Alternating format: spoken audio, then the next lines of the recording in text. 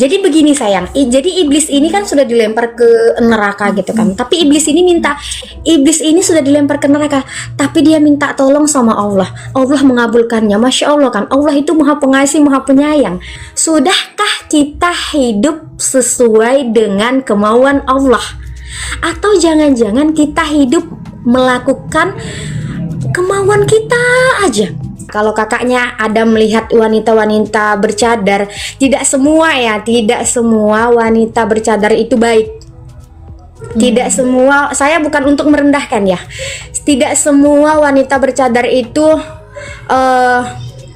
tahu hukum. Jadi jangan menilai wanita bercadar itu semua baik, karena yang saya lihat banyak wanita-wanita bercadar tapi berjoget-joget. Dia ngapain? Fungsi cadarmu apa? Makanya terlebih dahulu sebelum kamu melakukan, sebelum ini khusus buat wanita bercadar, sebelum kamu menggunakan cadar, kamu harus tahu hukum dulu. Malunya kenapa? Saya sebagai wanita yang sudah memang benar-benar menjaga, tapi melihat ada wanita yang bercadar masih ikhtilat, masih campur baur gitu ya, masih lagi yang berjoget-joget, saya malu jujur kak. Malu, karena apa? Kita menjalaninya, menjaganya dengan baik. Kenapa ada orang yang, karena dia tidak tahu hukumnya. Maka kalau Islam itu mengajarkan berpikir dulu baru berbuat. Jangan berbuat dulu baru berpikir. Sebenarnya ya, semua agama itu baik, tergantung siapa yang menjalankannya, tergantung manusianya. Begitu. Cocok. Tapi sebenarnya lebih ke gini ya, kebanyakan orang kata kakak tadi tuh ya, berbuat dulu baru berpikir. Ada yang berbuat bahkan gak mikir kak. Ada, dia ini misalnya pakai kerudung yang kayak kakak bilang tadi tuh Spargo, dia bahkan gak mikir. Ada itu, makanya dilakukan terus. Kalau berbuat baru mikir, dia berarti ada kesempatan untuk membenahi diri. Tapi kebanyakan orang berbuat nggak pernah mikir, itu yang bahaya. Gitu. Belum kenalan kita sayang, tinggal di mana? Aku di luar, aku di Aussie. Iya. Boru apa kakak? Aku Betawi Uzbek. Iya. Jadi buat kakaknya, saya percaya sama kakak pun bisa menghargai Islam ya. Bisa dong. Iya. Jadi lain kali kalau ada netizen yang nggak usah terlalu digubris sekali, nggak usah terlalu naik emosinya, biarin aja. Karena gini sayang, hidup kita ini bukan tentang penilaian manusia, tapi hidup kita ini tentang bagaimana Allah ridho sama kita ya. Bener kan kak? Kalau kita pikirinya orang yang membenci kita, orang yang begini, aduh nggak bisa hidup kita. Sedangkan kita berbuat baik aja salah di mata orang, salah di mata manusia, apalagi kita berbuat salah. Jadi jangan pernah lah memikirkan apapun perbuatan orang tentang kita. Karena apa? Kita tidak akan hisab, kita tidak akan pertanggungjawabkan di hadapan Allah. Seperti yang kakak bilang tadi, saya setuju, ada malaikat loh. Dan saya sama kakak ini di sini, dan netizen juga yang di bawah ini, semua kita yang ada di sini, ini dicatat malaikat. Apa typingan kalian itu dicatat malaikat. Kita mengimani malaikat kan? Amantu billah wa malaikatihi wa kutubihi wa rusulihi wal yaumil akhir. Kita beriman kepada Allah, kita percaya sama Allah. Ya, ada malaikat. Malaikat itu tugasnya ngapain? Mencatat. Jadi hati-hati apa yang kita ucapkan, apa yang kita lakukan, pasti dicatat sama malaikat. Begitu. Jadi saya yakin kakak ini tidak membenci Islam. Saya yakin itu. Saya nggak ada waktu untuk membenci agama orang, itu sih yang pertama yang mau saya katakan. Sesuai dengan perkataan tadi ya, saya akan menjadi tetap baik meskipun orang tidak pernah baik sama kita. Karena fokus kita itu adalah kita itu menyatu dengan Allah. Bukan fokus kita adalah omongan orang. Saya nggak pernah fokus dengan omongan orang, walau saya tahu dia menyakiti saya. Dan baik sekali kalau Kak Janah ini juga mengatakan ya, bahwa niqab atau apa namanya tadi, jilbab, ya itu bukan menarasikan seseorang itu baik. Nah itu benar. Jadi kita tuh jangan pernah menyalahkan apa yang dia kenakan. Karena yang dikenakan seseorang itu bukan menjadi tolok ukur dia baik atau tidak. Bahkan ada yang dia tidak berkerudung. Ada juga teman muslim saya yang tidak berkerudung, tapi bahkan dia lebih baik daripada yang berkerudung. Itu tidak bisa kita pungkiri, orang-orang seperti itu. Dan satu lagi yang mau saya katakan adalah, seandainya kita semua manusia memang diciptakan baik, kenapa kamu tidak berusaha hidup di dalam koridormu yang adalah baik? Kenapa harus mencaci? Kenapa harus menghakimi? Kenapa harus menghujat gitu? Kalau benar kamu diciptakan baik, kecuali kamu diciptakan memang tidak baik, maka ya kamu berbuat tidak baik itu suatu normal bagimu. Tetapi perbuatan yang tidak baik itu tidak bisa dinormalisasikan, sebab bertentangan dengan hakikat manusia yang diciptakan baik. Itu dari aku sih, Kak. Tapi thank you ya udah mau singgah di sini. Sudah mau berbagi gitu. Apa alasan kakak mau menerima saya di sini? Gak ada lagi yang mau naik soalnya. Soalnya yang ngirim permintaan nggak ada. Tadi kakak ngirim permintaan itu udah yang ketiga. Abis itu udah nggak ada lagi. Gitu. Karena gini kak. Diskusi itu baik kalau kita sama-sama mau open minded. Kalau kita sama-sama mau menerima pendapat orang lain gitu, jangan langsung mental block. Saya bukan jenis orang yang tidak mau menerima pendapat orang lain. Seandainya pun itu berbeda keyakinan, kalau benar narasinya, saya akan acungkan jempol. Saya orang yang objektif, bukan yang subjektif. Kenapa? Karena banyak orang sekarang ini, Kak, jarang mau mendengarkan ketika saya bilang, ya, ingat, lakum dinukum waliyadin, jangan top up dosa di sini. Mereka tidak akan mendengarkan saya, sebab orang-orang yang di bawah ini rata-rata berbuat itu. Rata-rata itu subjektif. Tergantung siapa yang ngomong. Kalau Oten yang ngomong, mereka nggak akan dengar. Tapi mungkin kalau Kak Kolbu Jana yang ngomong, mungkin mereka akan mau mendengarkan. Kenapa? Karena rata-rata yang, mohon maaf ya, bukan mendiskreditkan teman-teman muslim ya, karena teman-teman muslim sekalipun orang Kristen itu omongannya benar, mereka tidak akan percaya. Mereka hanya mempercayai yang satu ukhuwah, yang seagama dengannya, rata-rata gitu. Koreksi kalau salah ya. Ya benar. Tapi tergantung ini sih ya, tergantung akalnya. Betul, mindsetnya. Tergantung akalnya, tergantung mindsetnya, tergantung pikirannya gitu. Jadi kenapa saya tertarik untuk naik? Saya paling tidak suka ya membaca komentar-komentar yang begitu, terus tadi pun kakak dengan menggebu-gebu begini karena banyak typingan begitu ya. Saya tertariknya itu ketika kakak mengatakan, janganlah kamu typingan yang nggak benar karena ada malaikat loh yang mencatat. Di situ saya tertariknya gitu, karena memang apapun perbuatan kita itu dicatat loh oleh malaikat gitu. Jadi kita punya CCTV guys gitu ya.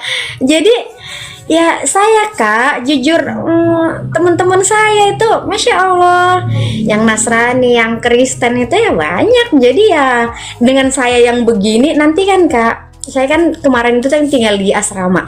Nanti saya pergi ke majelis, mereka itu pergi ke gereja. Ya udah kita bareng perginya, berpisahnya di tengah jalan. Nanti kita ketemu di situ lagi, gitu. Jadi kayak nggak ngerasain gitu, nggak pernah ngerasain ada saling penghujatan. Tiba-tiba ngelihat yang beginian ini loh, kenapa gitu loh? Kan kita bisa hidup damai, berdampingan gitu. Saya menjalani dengan apa yang saya pahamin, kakak menjalani apa yang dengan kakak pahami, bener? Betul, setuju. Terus misalnya kita tetanggaan, ketika kakak saya yang sakit, kakak yang bantuin saya. Ketika kakak yang sakit, saya yang bantuin kakak gitu loh. Enak loh begitu ya, kami begitu sepertinya. Jadi nggak ada yang, saya nggak ngerasain itu gitu. Nanti bahkan mereka ini juga kemarin aku bilang gitu. Kalian nih kan kayaknya ya Kak, yang typing itu kayaknya terlalu keras banget. Saya juga agak shock karena gini, kamu muslim, tapi tanpa kamu sadari mungkin manajer kamu Kristen. Nggak mungkin ketemu langsung, woi kupir gitu kan. Karena rata-rata gitu Kak. Saya juga suka makan catering. Nah itu mereka muslim kok, nggak langsung saya langsung jijik, mereka berkerudung. Saya nggak langsung kayak kita ketemu itu langsung musuhan. Makanya aku bilang, kenapa di sosial media kalian seberani itu? Apakah kalian kira Tuhan tidak mengetahui itu? Karena di Alkitab kami dikatakan bahwa segala sesuatu itu dicatat dalam kitab kehidupan. Ini ada di dalam kitab Wahyu, ya. Segala perilaku kita itu mengikuti kita. Wahyu 14 ayat 13. Makanya tadi saya bilang yang kakak tertarik, ada malaikat. Ini di Alkitab juga dikatakan ada malaikat di sampingmu dan itu selalu berdoa kepada Tuhan untuk kamu gitu. Ya, supaya kamu tuh tidak melakukan hal-hal yang konyol gitu. Ini sesuai dalil ya, karena jadi yang saya katakan itu memang di ajaran saya gitu. Kenapa kalau kalian memang ingin bertanya iman saya selalu bilang, Kak, kalau kalian mau bertanya iman saya, silakan. Tapi tidak dengan narasi mengolok, merendahkan, menertawakan, memfitnah. Jangan. Karena saya bisa melakukan hal itu balik. Dan itulah tadi saya tanya balik ke dia dengan pertanyaan yang sama. Dia nggak akan mau jawab.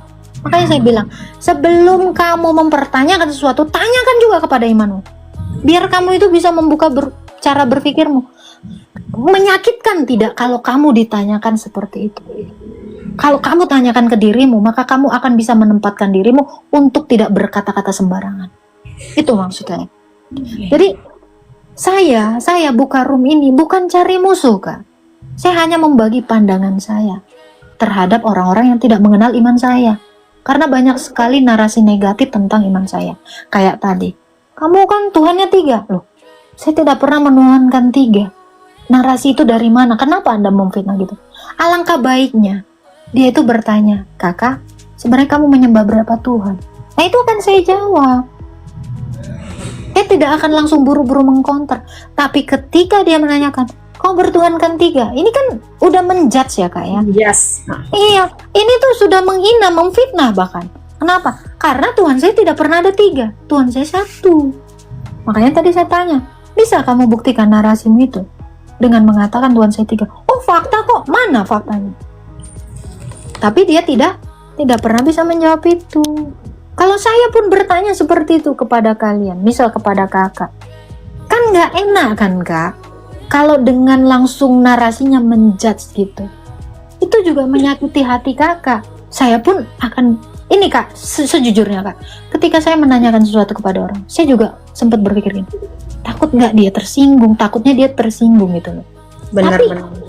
Karena saya masih ingat dosa, saya masih ingat hakikat saya itu baik gitu. Saya masih ingat Tuhan saya. Nah, orang-orang yang tidak pernah mengingat dirinya itu adalah manusia baik, mereka itu akan berkata-kata kotor, mengolok-ngolok. Saya buka room ini bukan mau menang kalah. Saya buka room ini bukan untuk tempat menghujat. Saya bahkan gak suka. Iya. Ya, pengalaman saya, Kak. Saya baru nyetel musik aja. Hey, berapa harga lo kebun binatang entah apa aja. Kata saya gini, kamu nggak kenal saya. Ketika saya misalnya berhadapan langsung dengan kamu bisa nggak seberani itu? Saya pernah tanyakan itu.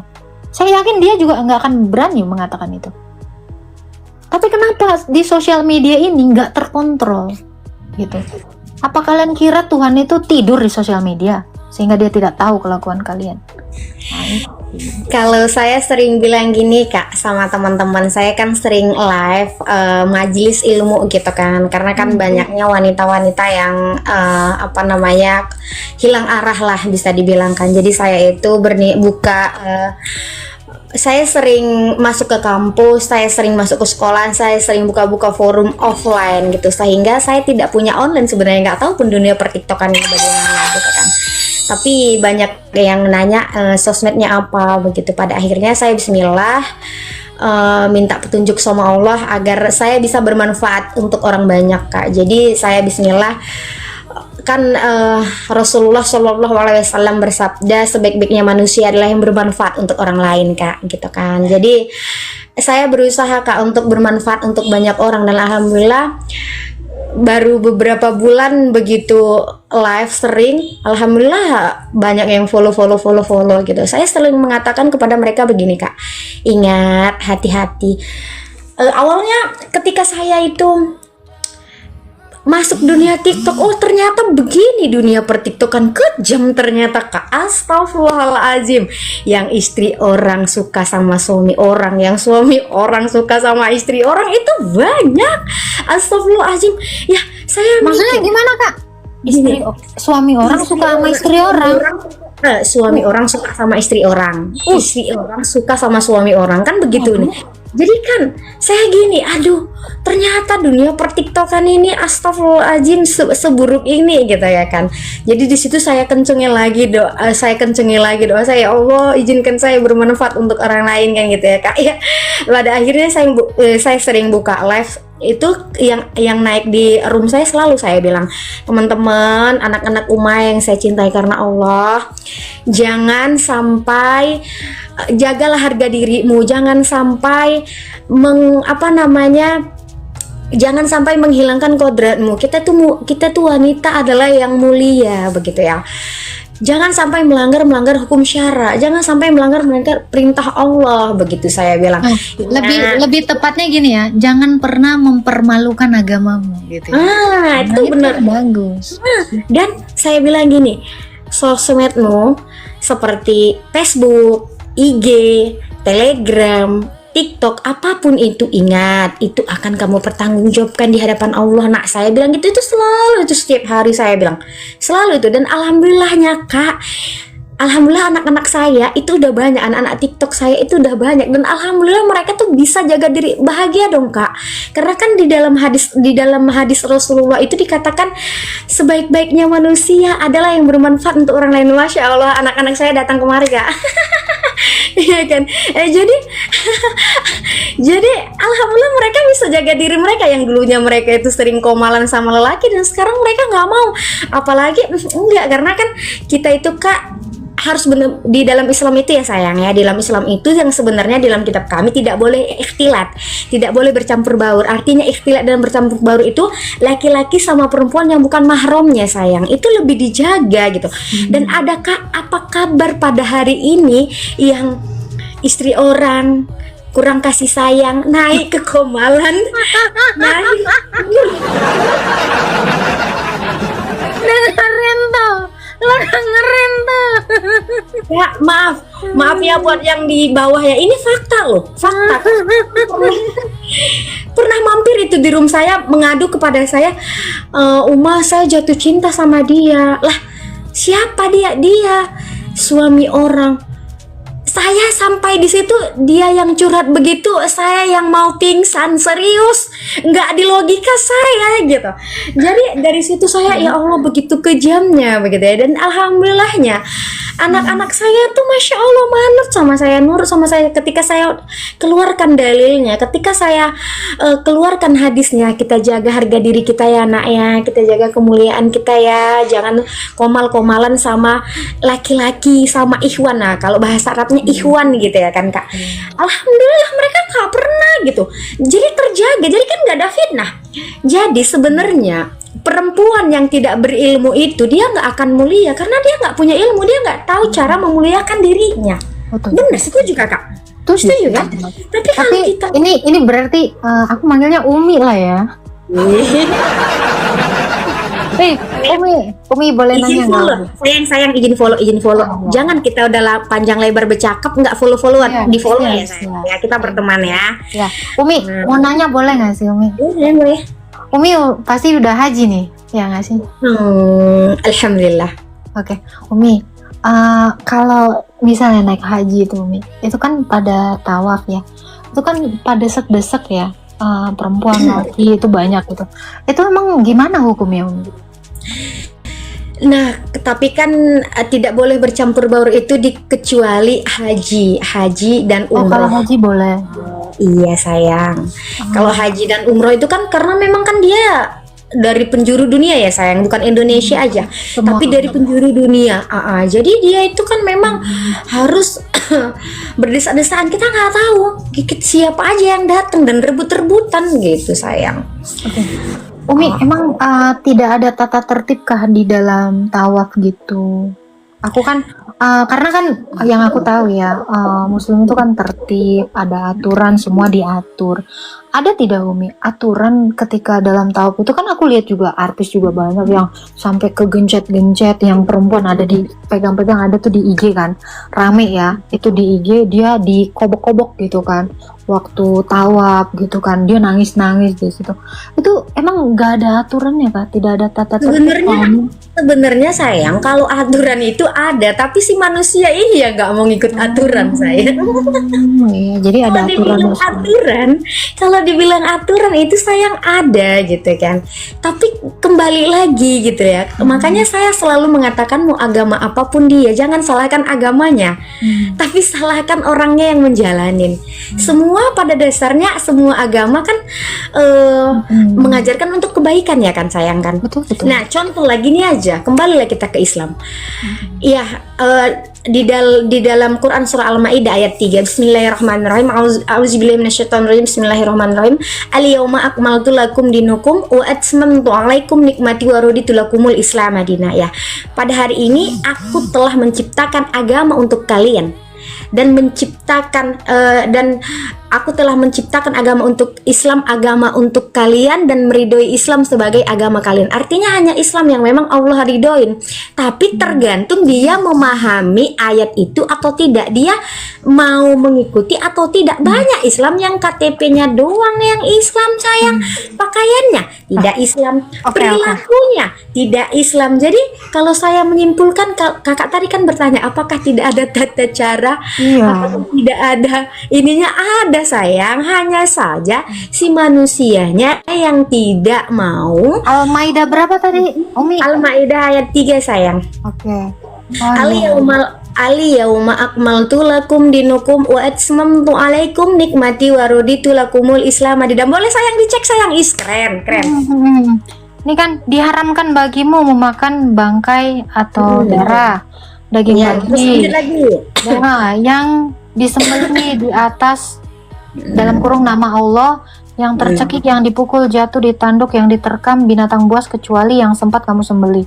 Diharamkan pula apa yang disembelih untuk berhala. Demikian pula mengundi nasib dengan azlam anak panah, karena itu suatu perbuatan fasik. Pada hari ini orang-orang kafir telah putus asa mengalahkan agamamu. Oleh sebab itu janganlah kamu takut kepada mereka, tetapi takutlah kepadaku. Pada hari ini telah aku sempurnakan agamamu untukmu, telah aku cukupkan nikmat bagimu, telah aku ridhoi Islam sebagai agamamu. Maka siapa yang terpaksa karena lapar, bukan karena ingin berbuat dosa, sesungguhnya Allah Maha Pengampun lagi Maha Penyayang. Nah, korelasinya dengan tadi apa Umi, tawaf itu apa Umi? Iya, jadi maksudnya begini ya. Tadi kan pertanyaan kakak kan apa tidak ada itu sebenarnya kan tadi kakak sampaikan apa tidak ada aturan. Iya. Kan sudah dijelaskan itu, kita semua kan sudah diatur gitu, maksudnya aturan itu ada, hanya saja kita yang tidak mau mengambil aturannya. Begitu sayang, kayak kakak lah, di dalam kitab kakak pasti ada aturannya kan sayang kan, tapi masih banyak itu yang tidak mau mengambilnya. Saya bukan begitu juga dengan Islam. Padahal tadi sudah dikatakan kan Allah sudah menyempurnakan. Tapi itu kan Umi yang waktu di Ka'bah itu kan ada petugas-petugasnya. Itu dan ini kan itu kan semua orang kan niatnya adalah mau bertemu dengan Allah kan, menjadi tamunya Allah kan gitu. Apa semua oknum ini itu kan hampir semua ya. Mungkin Umi nggak tahu lah aku ya, pengalaman lah ya. Itu apakah hampir semua orang ini tidak tahu aturan justru di rumah Allah? Kita aja secara logika datang bertamu ke rumah orang, kita tahu aturan ya. Ini masa ke rumah Allah tidak ada aturan? Pertanyaan yang bagus. Tahu nggak sayang? Itu karena terlalu besar nafsunya untuk memiliki sesuatu. Waduh. Itu ya, salah nggak sih kalau dalam Islam? Kalau nafsunya terlalu besar itu salah nggak sih? Salah banget. Makanya kita harus bisa mengontrol nafsu kita, dan yang mengatur kehidupan kita ada aturannya, yaitu siapa? Allah. Jadi kita gini sayang, jadi kita hidup ini bukan pakai aturan kita sendiri sayang, setuju? Betul. Hidup ini yang menciptakan siapa? Allah. Benar? Nah, yang menciptakan kita Allah, otomatis kita harus mengikuti aturan Allah. Apa kabar dengan orang sekarang? Ya, apa kabar dengan orang yang sekarang hidup di bumi Allah? Ya, hidup difasilitasi dengan Allah, sayang, tapi tidak mau mengambil aturan Allah. Gimana konsepnya? Nah, itu Karena dia. apa? Nafsunya yang terlalu besar. Gini logika aja, kita bernafas, yang memberi siapa? Allah kan. Ada nggak dimintai tarifnya? Enggak. Kita melihat siapa yang memberikan fasilitas itu, sayang, Allah. Kita berjalan, kita melakukan, kita bisa live dengan menggunakan tangan, akal. Yang memfasilitasin siapa? Allah. Apa Allah minta tarifnya? Enggak. Allah cuman minta kita taat kepadanya. Benar, sayang, mengikuti aturannya. Benar, sayang. Saya harus hidup itu bukan dengan sesuka hati saya, tapi apa yang maunya Allah. Jadi sayang, kita hidup ini bukan untuk menjalankan apa yang kita mau. Nah, kita koreksi diri sendiri. Kita nggak usah bilang orang lain ya, sayang ya. Buat yang di bawah juga, kita nggak usah bilang orang lain. Kita bilangin hidup kita. Kita koreksi diri kita. Kita introspeksi diri kita. Kita muhasabah diri. Kalau bahasa Islamnya, kita muhasabah diri. Sudahkah kita hidup sesuai dengan kemauan Allah? Atau jangan-jangan kita hidup melakukan kemauan kita aja? Betul. Makanya jangan katakan makanya kamu gak bahagia saat ini gitu.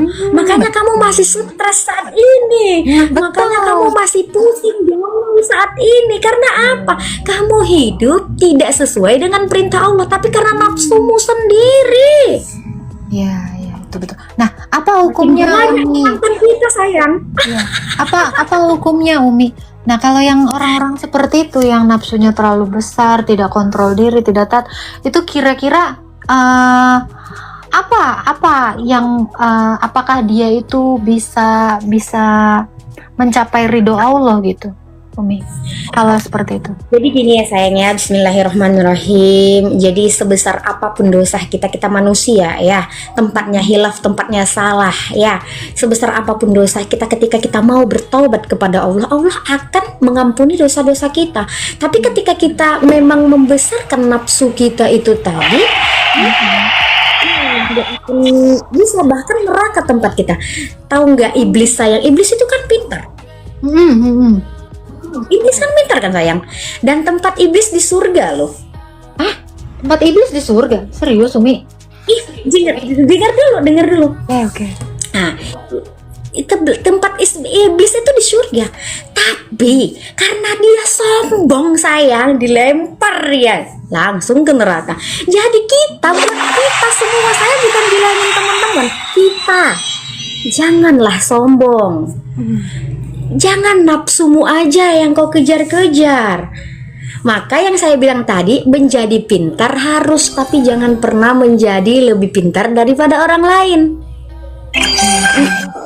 Menjadi baik harus, tapi jangan pernah merasa lebih baik daripada orang lain. Karena sejatinya iblis saja dilempar ke neraka karena kesombongannya. Umi, kalau kan tadi kata Umi kan iblis tadinya di surga, karena dia sombong dilempar ke neraka. Berarti sekarang ini iblis sudah nggak ada dong, Umi? Kan udah dilempar ke neraka atau belum semua? Belum semua lah, sayang, kan ada tugasnya masing-masing, sayang. Oke. Itu tadi Umi bilang tempatnya di surga. Jadi nanti misal ya umat muslim ini masuk surga, berarti ada iblis juga nanti Umi di surga? Hah? Ada? Ada. Jadi begini, sayang. Jadi iblis ini kan sudah dilempar ke neraka gitu kan. Tapi iblis ini sudah dilempar ke neraka, tapi dia minta tolong sama Allah. Allah mengabulkannya. Masya Allah kan. Allah itu Maha Pengasih, Maha Penyayang. Sudah dilempar ke neraka, sudah durhaka kepada Allah. Masih aja dia itu diterima sama Allah. Apa kata si iblis ini, si setan ini ya kan ya. Saya bukan bilang netizen ya. Gemes pula si Umi. Jadi nanti kita ngomong apa, mereka nanggapnya apa kan gitu kan, sayang. Jadi harus diluruskan. Jadi dia minta tolong sama Allah. Ya Allah, beri saya permintaan, yaitu apa? Silahkan, kata Allah ya kan ya.